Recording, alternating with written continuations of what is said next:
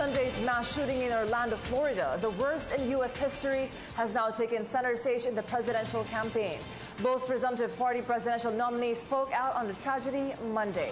VOA national correspondent Jim Malone has more from Washington. The echo of gunshots had barely subsided when the terror shooting was thrust into the middle of the U.S. election campaign.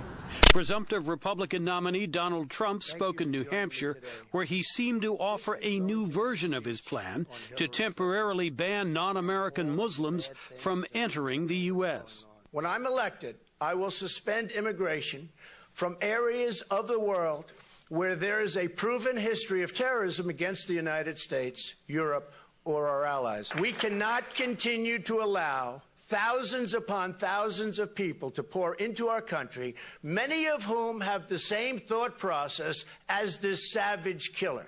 Trump also wasted little time in blaming both President Barack Obama and presumptive Democratic nominee Hillary Clinton for policies that have left the United States vulnerable to attack. Clinton wants to allow radical Islamic terrorists to pour into our country. They enslave women and they murder gays. I don't want them in our country. For her part, Clinton spoke in Cleveland and made an appeal for national unity in the aftermath of the Orlando shooting. This is a moment when all Americans need to stand together. No matter how many times we endure attacks like this, the horror never fades. Clinton also spoke in favor of additional gun control measures. She said she would make lone wolf terrorists a priority and seemed to take issue with Trump's proposed Muslim ban. So we should be intensifying contacts in those communities, not scapegoating or isolating them. The Orlando attack has refocused the presidential campaign on the threat of terrorism.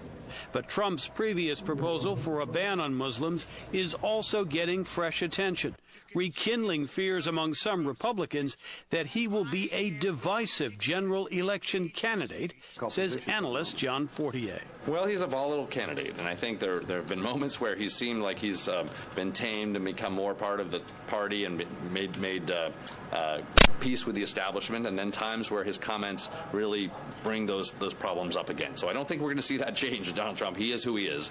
Recent polls give Clinton a big advantage in handling foreign policy issues, but some surveys give Trump a slight edge on the question of which candidate would be tougher in dealing with the threat posed by Islamic State.